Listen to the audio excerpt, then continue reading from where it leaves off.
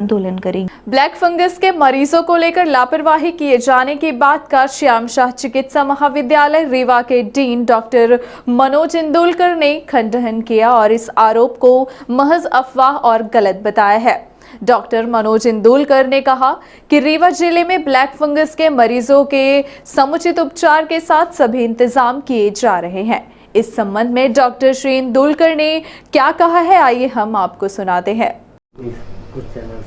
कुछ चैनल में ये कहा गया है कि 36 मरीज काफ़ी सीरियस इसमें भर्ती हुए थे और उसमें 6 काफ़ी गंभीर थे, और ये भी कहा गया है कि जो ऑपरेशन ना होने की वजह से कुछ मरीजों की मृत्यु हुई है, और साथ में ये भी कहा गया है कि इंस्ट्रूमेंट की कमी की वजह से इस तरह का अभाव हुआ है।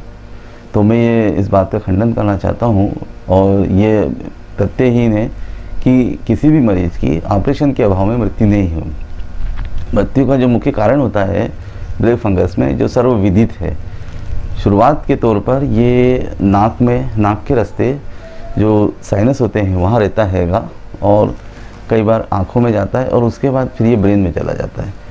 तो जो इन्फेक्शन जब ब्रेन में पहुँच जाता है और ब्रेन के सभी हिस्सों में ख़राब करने लगता है, ऐसी परिस्थिति में मृत्यु की संभावना बढ़ जाती है। तो हमारे यहाँ पर अधिकतर मरीज जो साइनसिस तक के थे, आँखों तक सीमित थे, उनका सफलतापूर्वक ऑपरेशन किया गया। हमारे यहाँ पर 59 लोगों का एंडोस्कोपी गई हैगी। इसके अलावा सफलतापूर्वक 12 लोगों की सर्जरी करके इस ब्लैक फंगस को पूरी तरह से निकाला गया हैगा, और साथ ही साथ में इन लोगों को मेडिसिन भी दी गई है, और आज ये लोग स्वस्थ है, हमारे वार्ड में भर्ती है, इनका कोर्स चल रहा है। तो ये कहना तथ्यहीन है कि ऑपरेशन के अभाव में ब्लैक फंगस की वजह से मृत्यु हुई है। ये मृत्यु का कारण जैसे मैंने बता दिया हैगा कि जब बीमारी बहुत एक्सटेंसिव हो जाती है, काफ़ी लेट हो जाते हैं व्यक्ति, तो मृत्यु को प्राप्त हो सकते हैं।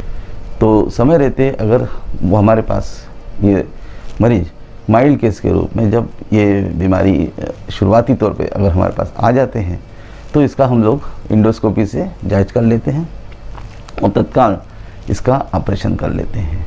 हमारे यहाँ सभी ऑपरेशन की सुविधा है।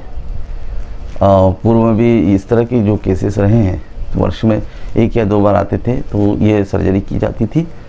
और इसके अलावा हमारे यहाँ पर शासन के द्वारा दी गई मेडिसिन एम्पोट्रिसिन B और पोसाकोनल टैबलेट भी इन मरीजों को प्रदान की जाती है।